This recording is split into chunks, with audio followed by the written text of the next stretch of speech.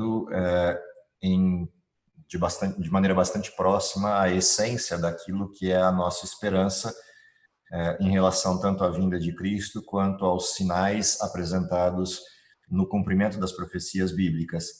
E na carona dessas 3 lições vem agora uma lição nos provocando a contar isso ao mundo, a dizer isso ao mundo, e a contar às pessoas a respeito não só da nossa fé, mas a respeito da experiência que vivemos dentro desse contexto do Evangelho. A lição da semana passada era uma lição um pouco mais conceitual, a discussão era em torno da pergunta por que é necessário testemunhar e por que Deus precisa de testemunhas. Esse foi o tema central da lição da semana passada. A lição dessa semana já vai para uma questão mais diretamente ligada ao testemunho, apresentando, em primeiro lugar, que tipo de pessoas podem testemunhar e em que contextos, e mais do que isso, que tipos de modelos de testemunho e de características pessoais envolvidas no testemunho Deus pode lançar mão para atingir pessoas em diversas situações ou em diversas condições diferentes. Portanto, a lição dessa semana aponta para 2 direções: o tipo de pessoas e o tipo de testemunho vinculado à história dessas pessoas como forma útil de propagação do Evangelho. E a primeira coisa que eu acho interessante na lição, para a gente resgatar enquanto conceito, é a própria palavra testemunha. Ou seja, a lição começa com essa abordagem. Tem um substantivo aí no texto que leva ao verbo testemunhar. E é por que Deus precisa de testemunhas e não de pregadores? Por que Deus precisa de testemunhas e não de defensores do Evangelho? A escolha da palavra testemunha é uma escolha significativa. Deus não precisa de advogados, Deus não precisa de gente que o defenda. Deus precisa de pessoas que vivam o que Deus pede. E essa é a primeira coisa interessante do título. A segunda coisa é que testemunhas podem ser cativantes, e aqui tem uma questão também igualmente importante. Como é que uma testemunha pode ser cativante?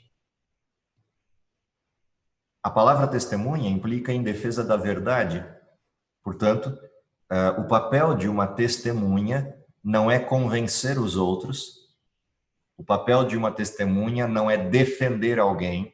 O papel de uma testemunha é relatar com a fidelidade máxima a verdade.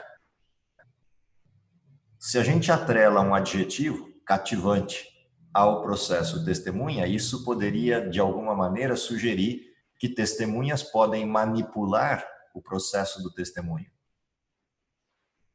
Porém, na Bíblia, o desenho de testemunhas atrelado a essa questão do ser cativante tem a ver não com o fato de alguém manipular o testemunho ou de alguém maniquear as pessoas para que acreditem no testemunho.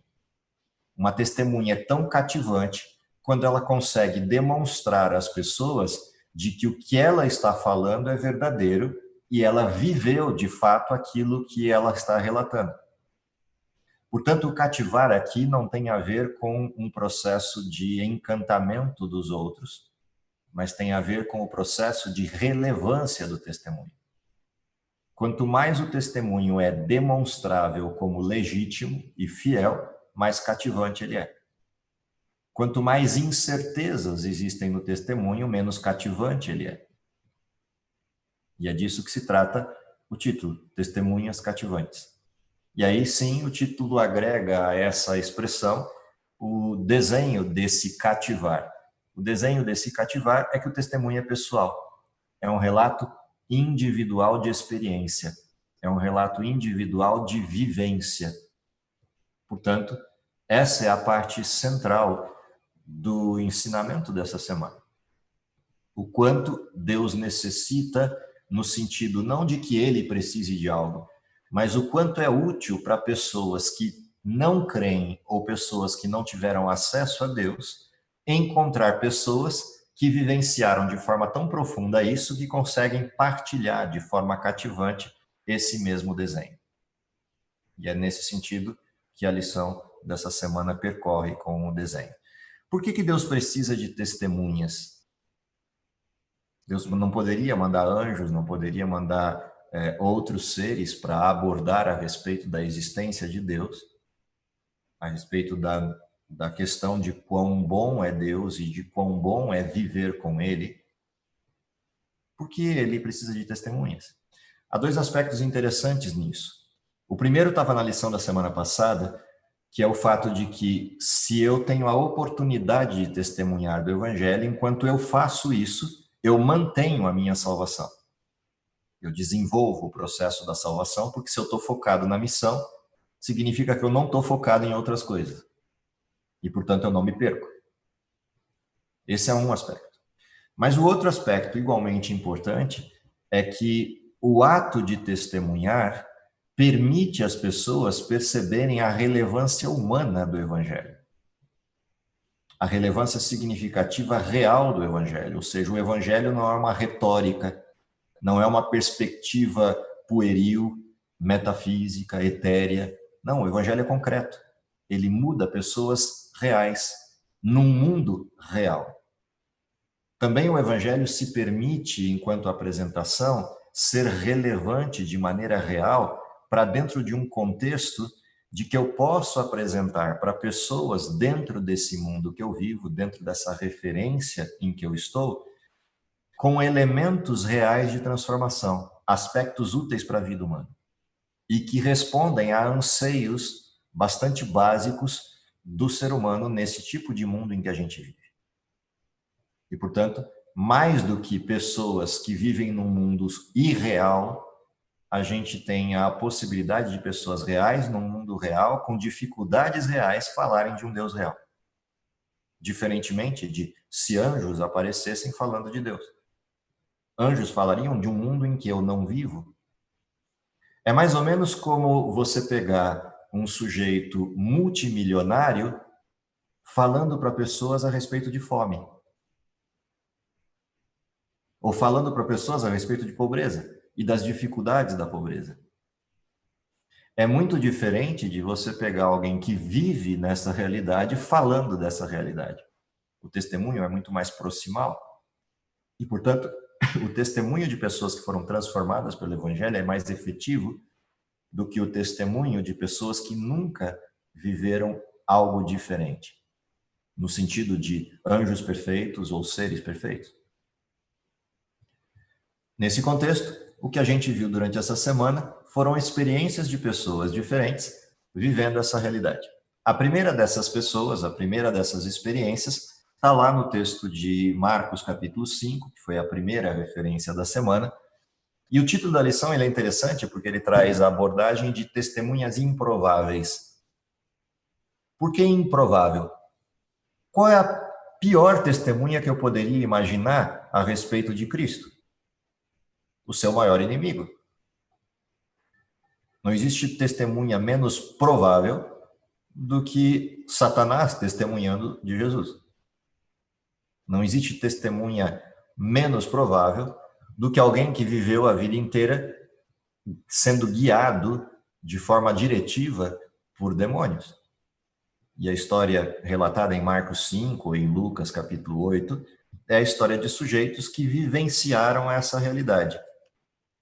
Esses sujeitos que vivenciaram essa realidade enquanto modelo de serem dominados por estruturas dessa maneira, é um testemunho improvável a respeito de Deus. E a história do Gadareno, que é apresentado, do Gerazeno apresentado nessa semana, vivendo na região de Decápolis, aquela região de cidades culturalmente irmãs, às bordas do Mar da Galileia. Essas estruturas apresentadas nessa história mostram o quanto é impactante o modelo da transformação, mas mais do que isso, o quanto é interessante observar a reação das pessoas ao assistirem uma transformação de tal relevância. Ou seja, um inimigo figadal da questão do evangelho se tornar agora o seu maior pregador. A história relata que esse sujeito se aproximou do barco em que Jesus estava, na borda do mar Mediterrâneo, e nessa aproximação ele vem ter com Jesus, esse endemoniado, e a apresentação dele a Jesus, a forma como ele chega perto de Jesus é, no mínimo, curiosa. A história relata que esse sujeito vivia dentro de um cemitério. Não raras vezes esse sujeito era acorrentado, ele era preso e quebrava as correntes e conseguia escapar, o que mostrava a grande força que o demônio dava a ele nessas condições. Mais do que isso, esse sujeito era colocado numa condição de aterrorizar as pessoas. Ora, imagina você entrar dentro de um cemitério, entrar num cemitério para ou fazer alguma visita em homenagem a alguém, ou você enterrar alguém e daqui a pouco vir na sua direção correndo um sujeito cheio de correntes, urrando com uma voz alterada, com uma força descomunal, amedrontando as pessoas. Essa é uma história que corria pelas regiões de Decápolis como uma história muito conhecida desse sujeito que amedrontava as pessoas nesses sepulcros ou naquela região. Esse sujeito chega perto de Jesus, Jesus não conhecia nem os discípulos a esse sujeito, e o fato é que quando ele chega perto de Jesus e começa a conversa, o que aparece interessante é que esse sujeito corre até Jesus e adora Jesus. E aí, nesse contexto de adorar a Jesus, vem o milagre na sequência. Jesus vira para ele e diz, e ele se apresenta como legião, e Jesus dá uma ordem de que ele deixe aquele sujeito em paz. E então vem uma questão interessante ali, que é a questão de que esses demônios saem dali e se lançam sobre porcos, uma manada de porcos que está na região. E essa manada de porcos é destruída, ela se precipita, eles se destroem. O que é interessante nessa história? Esses porcos que foram destruídos e esse pedido inusitado dos demônios para saírem do endemoniado e irem para os porcos, ele não faz sentido.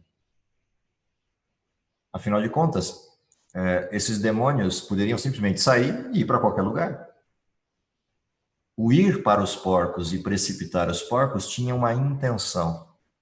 Afinal de contas, pessoas perderam o seu sustento. Pessoas perderam sua renda. O que provocaria, de alguma forma, antagonismo entre Jesus e essas pessoas. Havia uma intenção por trás. Tanto é que esses sujeitos que cuidavam dos porcos fugiram e foram para a cidade contar o que tinha acontecido. E a cidade vem em peso para onde Jesus está. E quando a cidade chega lá, o que a cidade encontra? Encontra o sujeito que outrora era endemoniado, agora está calmo, tranquilo, sereno, conversando com as pessoas. E ao mesmo tempo que eles se admiram disso, afinal de contas, todo mundo conhecia o sujeito, eles têm medo da pessoa que fez o milagre. E essa é uma coisa antagônica. Como é que sujeitos que veem um milagre desse tamanho têm medo do sujeito? É muito simples entender isso. Se você tem um sujeito que tem um imenso poder e aterroriza as pessoas, quanto mais poderoso é aquele que conseguiu derrotar aqueles demônios. E o que aconteceria se esse sujeito, por algum motivo, se desgostasse dos habitantes de Decápolis? Ou seja, o sujeito que é mais poderoso que o seu inimigo pode se tornar seu maior inimigo.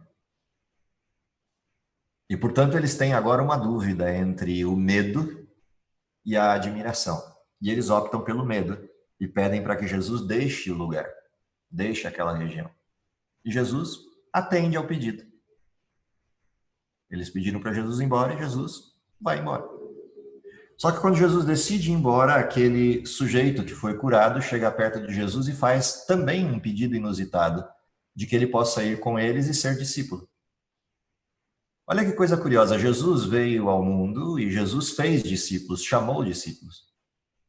E agora um sujeito voluntariamente quer ser discípulo, porque foi convertido e foi salvo. E Jesus não deixa. Jesus vira para ele e dá outra missão para ele. Jesus diz, vai para tua casa, para aqueles que são seus, e conta para eles tudo o que o Senhor fez e como teve compaixão de ti. A parte mais legal disso aqui é que o sujeito não insiste com Jesus. O sujeito entende o pedido, se despede de Jesus e faz exatamente o que Jesus pediu. E ele vai para a região de Decápolis e começa a pregar a respeito do que Jesus fez. Aqui há uma coisa interessante sobre o que significa testemunha improvável.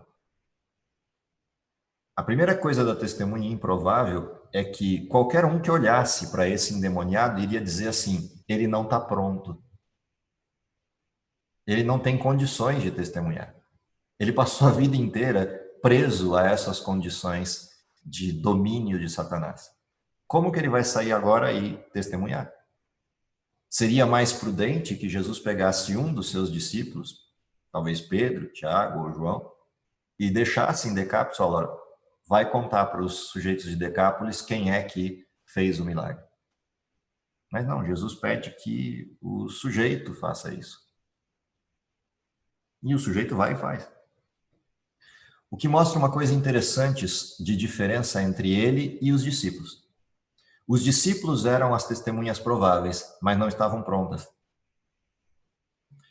O sujeito que foi curado era a testemunha improvável, mas estava pronto. O que mostra que a régua que Deus usa para medir quem está pronto e quem não está pronto é diferente da nossa. Quem é competente e quem não é diferente da nossa. E imediatamente o que Jesus faz é dar a ele uma missão. Qualquer um desqualificaria o sujeito. E Jesus qualificou o sujeito. E disse, ele está pronto. Pode colocar ele no meio da confusão que ele vai dar conta. Tanto que se você olhar essa história um pouco mais à frente, você vai encontrar nas referências de que quando discípulos retornam àquela região, o que eles encontram é uma comunidade de cristãos prontos, seguindo a Jesus naquela região. Fruto do trabalho desse sujeito. Ele estabeleceu ali uma comunidade cristã. Num ambiente que era um ambiente distinto, porque você tinha sujeitos de descendência judaica criando porcos. O que também é algo totalmente fora de contexto. Ou seja, as pessoas daquela região haviam abandonado os pressupostos básicos da religiosidade. E ainda assim, foram convertidas ao cristianismo. Voltaram às suas bases, pelo testemunho desse sujeito. O que mostra a maneira como o desenho do evangelho se dá na forma que transforma pessoas, mas também na maneira como ele provoca as pessoas a contarem do que aconteceu. Todo verdadeiro discípulo nasce no reino de Deus como um missionário. Isso também mostra para a gente um termômetro bastante importante do evangelho. O evangelho que não produz a referência de testemunho, ele não converteu alguém. Ou esse alguém desistiu do evangelho. Ainda que continue seguindo. É impossível você ter recebido a salvação na forma como ela impacta o ser humano e você não contar para os outros. Se você não testemunha a respeito do evangelho, significa que das duas uma. Ou você não é plenamente convertido, você é apenas convencido do evangelho, mas não convertido pelo evangelho. Ou você se acostumou com o evangelho. Portanto, o maior perigo que qualquer um de nós tem é o fato de a gente ou viver tão de perto o evangelho que a gente se acostume com ele, igual a gente escutando notícia ruim, de tanta notícia ruim com as quais você é bombardeado todo dia em todos os canais diferentes possíveis, chega uma hora que alguém chega e conta uma notícia, caiu um avião lá no Oriente Médio e 200 pessoas morreram.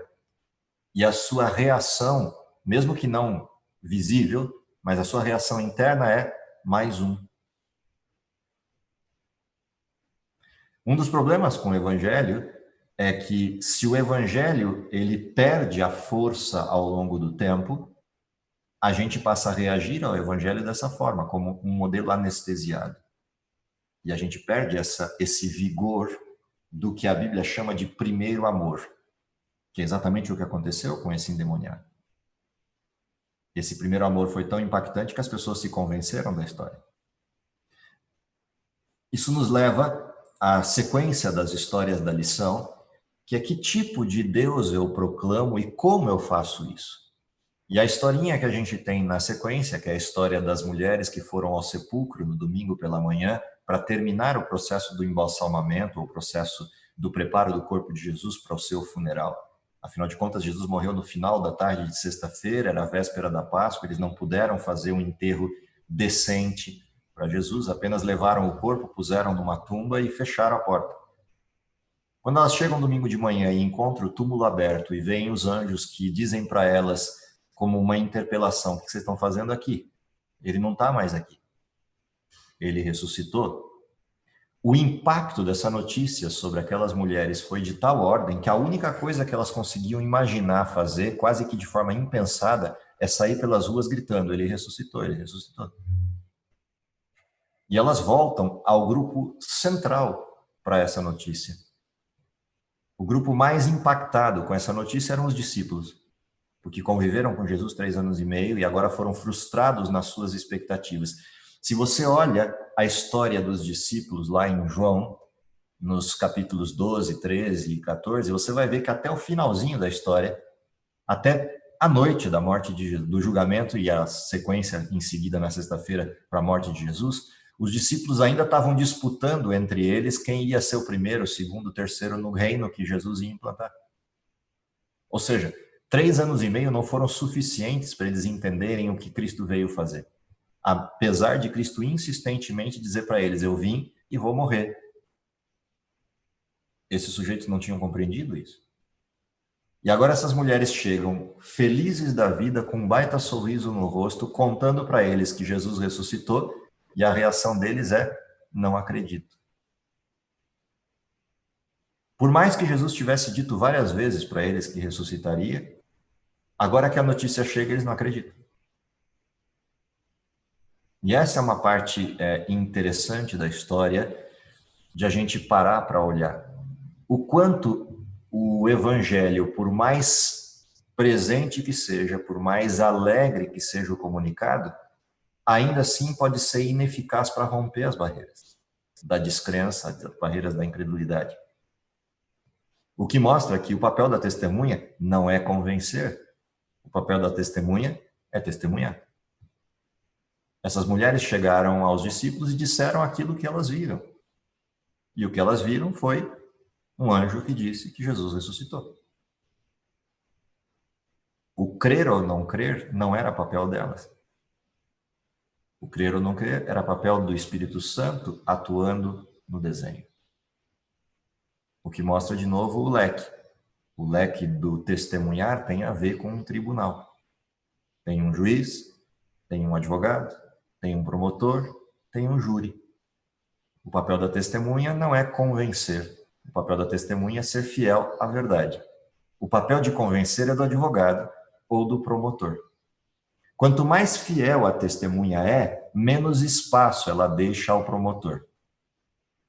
Quanto menos fiel uma testemunha é, mais brechas ela deixa ao promotor. Se o que essa testemunha está falando a favor daquele que é o que está no banco dos réus, que é Cristo, for fiel, pouco espaço sobra ao advogado do ataque, ao promotor. E é disso que se trata o processo. Quem convence o júri é o advogado de defesa e é o Espírito Santo atuando na mente do júri, a partir do advogado de defesa. Não é a testemunha. Agora, quanto mais fiel a testemunha é, mais espaço existe para a defesa. E é essa parte interessante do que aconteceu com essas mulheres. O que elas fizeram deixou brechas para que o Espírito Santo atuasse nos discípulos, que num primeiro momento descreram, mas num segundo momento passaram a acreditar. Tanto que quando Jesus encontra com eles depois, o que é dito? Bem-aventurados aqueles que não viram e creram. Embora uma parte dos discípulos só acreditou quando viu. Ainda assim acreditaram. Quando a gente olha a forma como essas mulheres testemunharam, a gente vê os elementos básicos do Evangelho. Por que a lição aponta proclamando o Cristo ressurreto? Porque a noção que a gente tem do Evangelho normalmente é focada na cruz. E sim, isso é parte do Evangelho, pregar a Cristo e este crucificado. Porém, nós não somos pregadores de um Cristo morto, somos pregadores de um Cristo vivo. E a alegria do Evangelho não é o fato de que Cristo morreu na cruz, mas é o porquê ele morreu na cruz e o fato de que ele ressuscitou. Porque o Evangelho não é um evangelho de tristeza, é um evangelho de alegria, é um evangelho de esperança. A palavra central do evangelho cristão é a esperança. Porque é exatamente a esperança que retira aquilo que anuvia a visão ou a mente na compreensão da realidade desse mundo. Se a gente simplesmente apresenta um Cristo morto, ele até resolve o problema da culpa, mas ele não resolve o problema da vida humana.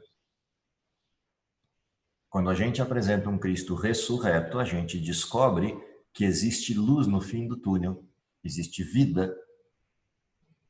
Mais do que isso, existe um Deus vivo que acompanha aquele que foi salvo.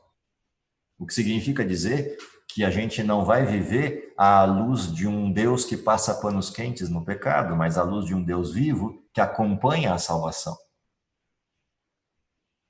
O que também dá significado, dá sentido e propósito à salvação. E é tudo isso que está atrelado a essa questão de proclamar um Cristo ressurreto, proclamar um Cristo vivo. Isso faz parte de testemunhas. Testemunhas foram transformados por esse Deus vivo. Na carona disso, a gente vê a sequência da história, o quanto o Evangelho pode transformar qualquer tipo de pessoa. Pode transformar um endemoniado, como a gente viu no início, mas pode transformar sujeitos como Pedro, João e Tiago. E se tem sujeitos difíceis, são esses três. João e Tiago, os filhos do trovão, e Pedro, o intempestivo, o colérico. Esses sujeitos foram impactados pelo Evangelho e transformados de tal forma que se transformaram em grandes apóstolos nas mãos do Espírito Santo, atuando para a pregação do Evangelho. O impacto sobre Pedro e João foi de tal ordem que, se você vê o relato da história deles, eles caminhavam pela rua e a sombra dele passando pelas pessoas curava as pessoas. Quando Jesus disse que os discípulos poderiam fazer milagres maiores do que os que ele mesmo fazia, se tivessem somente a fé do tamanho de um grão de mostarda, isso não foi só retórica a respeito da fé. Os milagres dos apóstolos foram maiores do que os de Jesus. Tanto maiores na intensidade quanto na quantidade. Afinal de contas, Jesus viveu 3 anos e meio, os apóstolos pregaram a vida inteira. O que de fato foi verdadeiro. Eles fizeram coisas mais grandiosas do que as de Jesus.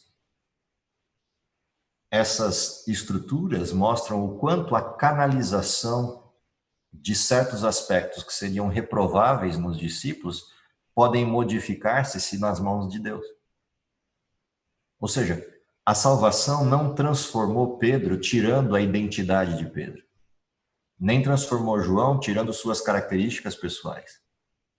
Ela apenas canalizou isso para o lugar certo.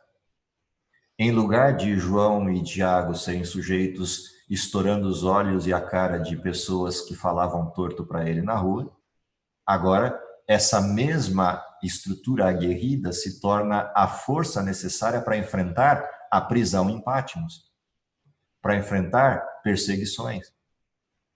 A intrepidez de Pedro e a sua impulsividade, que tantas vezes foi abordar Jesus de forma inadequada, e Jesus teve que chegar para ele e dizer: se afasta de mim, Satanás. É essa mesma intrepidez que permitiu Pedro liderar a igreja cristã judaica. Afinal de contas, não seria fácil enfrentar fariseus, sacerdotes e escribas na cultura hebreia. E Pedro uniu a igreja cristã judaica. Assim como a estrutura de João foi necessária para a unidade da igreja cristã grega, em Éfeso.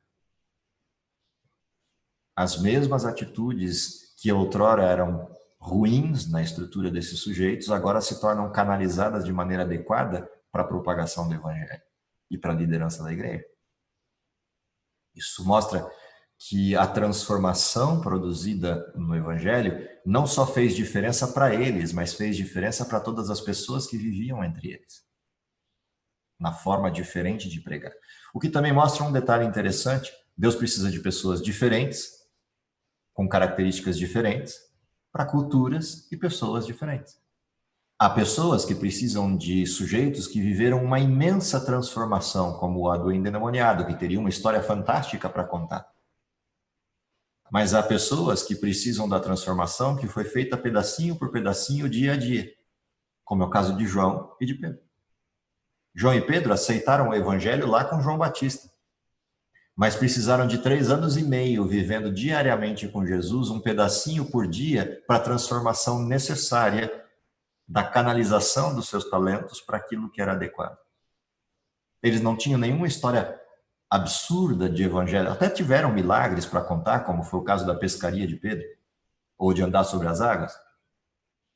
Mas João não tinha histórias fantásticas para contar, nem Tiago. Mas eles tinham histórias diárias de convivência com Jesus para contar. O que mostra que há características diferentes de conversão. Ontem à noite, quando passava a lição para os professores lá na Paulistana, veio uma pergunta assim: o que fazer quando a gente não tem histórias fantásticas para contar para os outros? Na realidade, o problema não é que você não tem histórias fantásticas, é que você talvez tenha fechado os olhos. E a dica que eu dei foi: não busque histórias grandes como a de Jonas na baleia. Busque histórias diárias com Jesus, pequenas histórias diárias com Jesus. A soma de todas elas mostra um caminho de pequenas verdades experienciadas que são necessárias para pessoas que também não têm uma vida fantástica e que não seriam convencidas ao Evangelho e convertidas ao Evangelho por uma história fantástica, porque a vida deles não é fantástica, a vida deles é comum. E pessoas comuns talvez precisem de pessoas comuns, que vivem pequenas historiazinhas com Jesus e que mostram que é possível viver com Jesus. Portanto, Deus precisa de todos os tipos de testemunhos. Testemunhos grandiosos para pessoas que precisam de um impacto grandioso, mas pessoas comuns que precisam de testemunhos comuns. Testemunhos simples, como, por exemplo, chegar na frente do espelho e perguntar: e aí, Jesus, estou bonito hoje? Testemunhos comuns, como sair de casa para pegar um ônibus e falar: Jesus, me ajuda que o ônibus chegue no horário certo, ou que eu consiga o ônibus porque eu estou 2 minutos atrasado. Coisas comuns, como: entro nessa saída da estrada ou naquela? Qual das duas vai ter menos trânsito? Experiências comuns de coisas comuns. Talvez se a gente não esteja observando a grande transformação, é exatamente porque a gente cerrou os olhos para olhar para coisas pequenas. Porque o Evangelho também trata de coisas pequenas, coisas muito simples. Dentro dessa característica, a gente vai para mais uma experiência da lição, que é o contraste entre João e Paulo, e a forma como Paulo se tornou um apóstolo aguerrido na mão do Evangelho, na mão do Espírito Santo, na proclamação do Evangelho, a ponto de atingir lugares que seriam impossíveis para as características dos discípulos. Paulo guardava 3 características muito importantes: ele era judeu de nascimento, mas não só judeu de nascimento no sentido carnal, mas judeu de nascimento no sentido espiritual. Ele havia sido criado no mais alto rigor da cultura judaica. Era membro do Sinédrio, fazia parte da cultura judaica até o último fio de cabelo. Paulo também guardava toda a cultura grega pela escola de Gamaliel, uma escola aristotélica, e guardava todo o conhecimento romano, porque ele era cidadão romano e conhecia muito de perto as leis romanas. Portanto, ele poderia atingir qualquer cultura da época. A cultura filosófica grega, que havia invadido o mundo no período anterior a Paulo, o período das invasões gregas e do domínio instituído por Alexandre. Ele poderia atingir o Império Romano, porque conhecia de perto o pensamento latino, mas também poderia atingir o coração dos judeus, na discussão entre judeus e gentios, porque ele conhecia os 2 mundos muito de perto. É esse sujeito, também improvável, que é convidado para compartilhar a sua experiência. E qual é a experiência de Paulo? Um sujeito que até então exterminava cristãos e que agora se torna o maior apóstolo do cristianismo. Paulo guardava ao mesmo tempo uma autoridade irrefutável teórica, a ponto de Pedro dizer que Paulo escrevia difícil e falava difícil. Mas Paulo também guardava a essência de alguém que não era digno do evangelho. Afinal de contas, ele matou cristãos. Imagina as pessoas recebendo Paulo no início do seu ministério e alguém avisando, olha, Paulo está indo aí para sua cidade. E os cristãos começam, então vamos fugir. Não, ele está indo para a cidade e vocês precisam recebê-lo em casa, porque ele está indo aí para pregar o evangelho. Como assim? E as pessoas receberem Paulo meio com incerteza. Até o primeiro sujeito que foi encontrar Paulo, Ananias, quando é chamado por Deus, fala, Deus chega para Ananias e fala, olha, vai lá falar com Paulo, que está na casa tal, na rua direita, ele está cego e ele precisa que você vá até lá, imponha sobre ele as mãos, cure e ensine Paulo a verdade. Porque ele tem perguntas a fazer e precisa de alguém que responda e o instrua corretamente. E Ananias olha para Deus e fala, o senhor está brincando, né? Está todo mundo escondido porque sabe que Paulo está na região e o senhor está mandando ir para lá eu encontrar de peito aberto Paulo, Saulo de Tarso. E ele vai e faz o papel e Paulo se converte e ele se torna conselheiro de Paulo, inclusive para dizer para Paulo, Paulo, não é hora de pregar. Se você sair para pregar agora, você vai morrer. É hora de você acalmar. Eu sei que você quer pregar, eu sei que o impacto de ter encontrado Jesus é algo fantástico, mas não é hora de você fazer isso. É hora de você escapar e sobreviver. Porque Deus tem uma missão para você, mas essa missão não é para agora. E Paulo se retira e se afasta por quase 3 anos. Até estar pronto, não ele, mas pronto o ambiente para Paulo ser recebido. E imagina a notícia sendo contada para as pessoas, Paulo se converteu e ninguém acreditando. Mas quando as pessoas encontram Paulo e escutam Paulo falar do evangelho, o inverso ocorre. As pessoas falam, se esse pode ser transformado, qualquer um pode. É o poder da experiência, pessoal, da transformação do evangelho. E essas coisas passam a legitimar a história. Assim como João falar do evangelho tendo ficado preso em Patmos durante tanto tempo, também era um atestado muito forte do evangelho. Essas são histórias importantes do desenho. Quando a gente olha como essa história termina na lição dessa semana, Paulo diante de Agripa, aí a gente vê o quanto é forte o testemunho de alguém que viveu a transformação.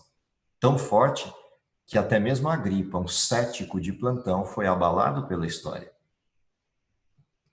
A Agripa era um sujeito cínico, um sujeito cético, um sujeito endurecido, sim, isso é um fato. Mas Agripa entendeu a verdade. Ele tinha uma herança judaica, ele compreendia a história dos hebreus, ele tinha abandonado esse caminho por aderência às possibilidades romanas, mas esse sujeito que vivenciou a história, né, que vivenciou o desenho da história da sua família, se a gente olha a história da família de Agripa, ele tem ligações com a história dos Macabeus. Quem eram esses sujeitos?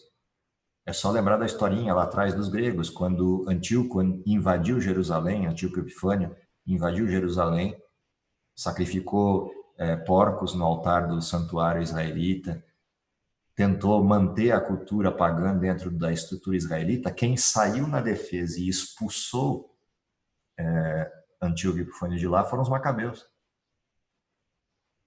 E aí, se você olha essa história relatada no livro dos Macabeus e olha a forma como esses sujeitos reagiram à afronta contra Deus feita no povo judeu, é também significativo observar a maneira como Agripa reage a Paulo, porque essa história é conhecida na família dele. E aí ele vira para Paulo no final da forma como Paulo pregou e diz, por isso aqui você não me convence a ser cristão. Embora a história pareça não ter produzido resultados em Agripa no sentido da conversão, ela impactou Agripa no sentido do judaísmo. Porque ele vê em Paulo a sinceridade plena de alguém que era uma autoridade judaica. Alguém que defendia com a mesma gana que os macabeus, ele defendia o cristianismo. A ponto de quando ele sai, e essa é a parte bonita da história, eles deixam Paulo sozinho no ambiente do julgamento e saem por uma sala à parte. Quando eles saem, vai Berenice, vão os outros conversando, e essa conversa está relatada no texto. E a conversa mostra que não só ele tinha quase acreditado no cristianismo a ponto de conversão, mas ele acreditou no que Paulo disse no sentido técnico. E a conversa entre eles é: nossa, o que Paulo está dizendo é fantástico. E Agripa vai à frente e diz: não há nenhum motivo para condená-lo. E ainda há a conversa: por que ele está preso?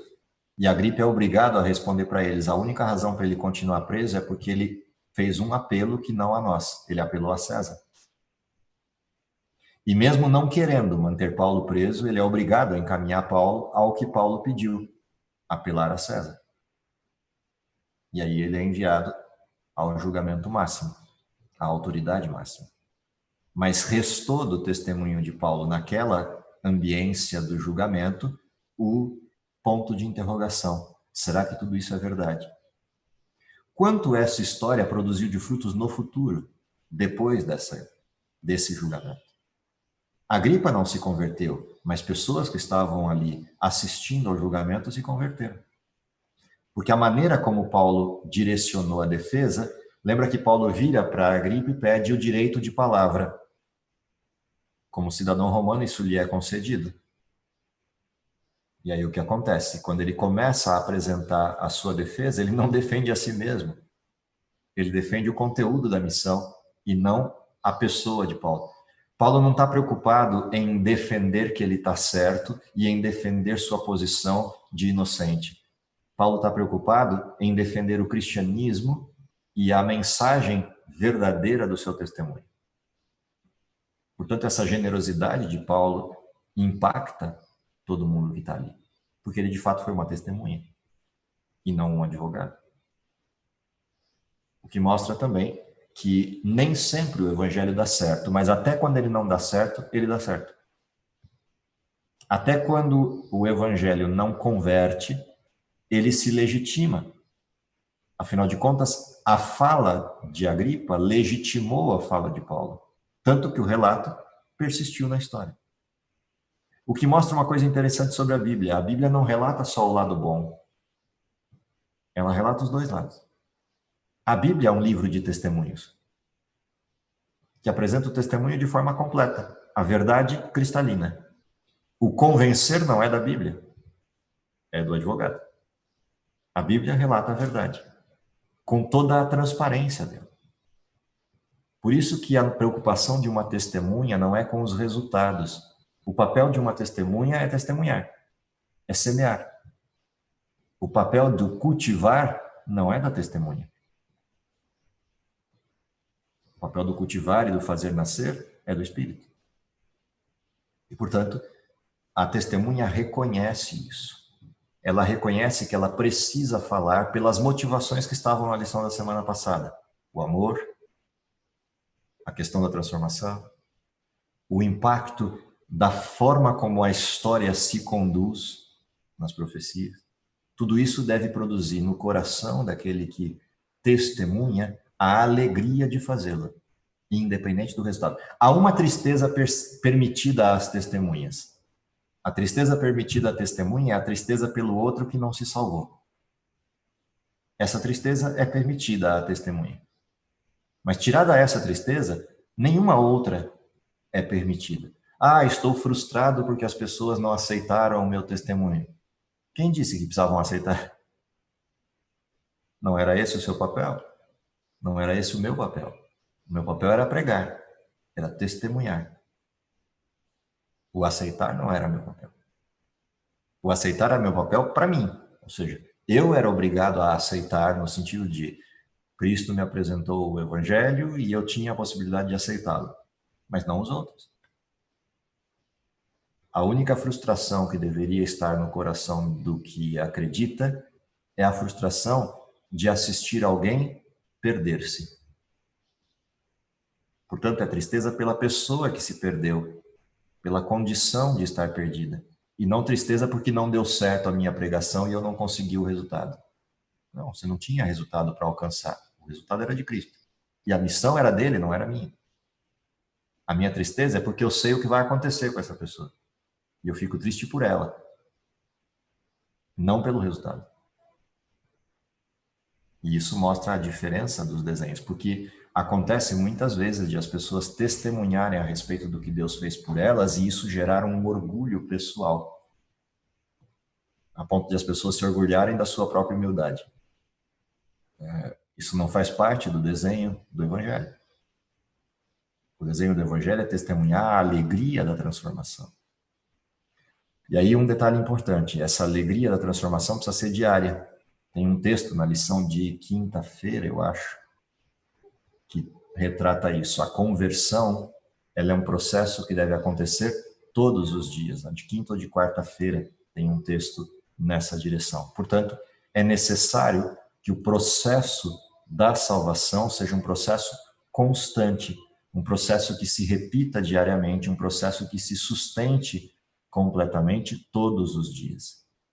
Se isso não acontecer, a gente se perde no fenômeno e passa a viver de um evangelho de histórias passadas, de um evangelho que não se completa na vida diária, não se completa na vida do cristão.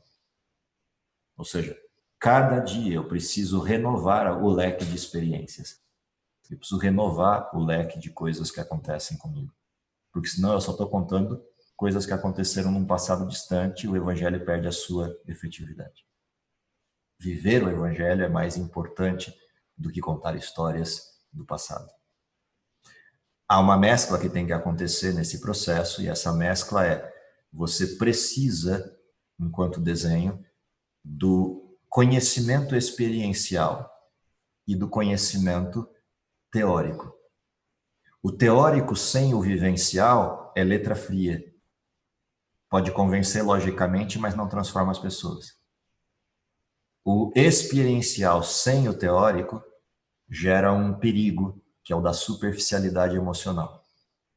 A junção desses dois elementos, ou seja, um estudo profundo da palavra de Deus, ligado à experiência prática dessa mesma palavra, é o que permite que esse testemunho permaneça vivo.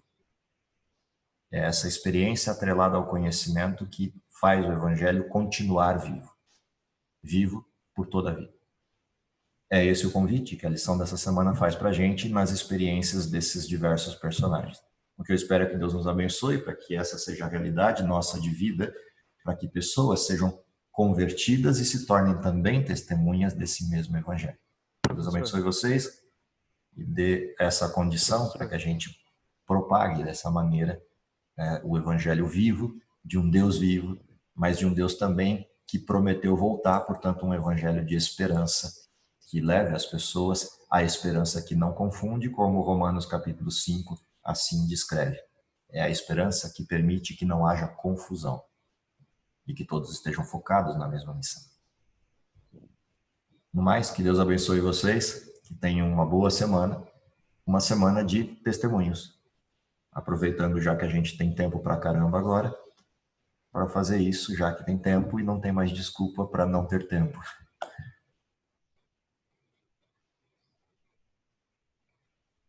Oramos? Então, onde você estiver, feche os seus olhos, vamos falar com Deus.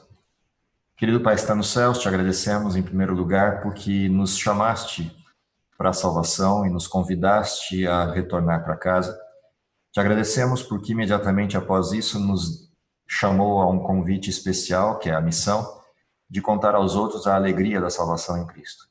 Dá, Senhor, que possamos aceitar essa missão de forma plena e de que possamos insistentemente apresentar às pessoas a alegria de termos sido salvos e a alegria da esperança de que Cristo vai voltar. Que cada um de nós seja renovado diariamente com essa mensagem e com essa esperança para que, se possível, ainda possamos vê-lo voltando em nossa geração. É o nosso desejo e é por isso que oramos em nome de Jesus. Amém.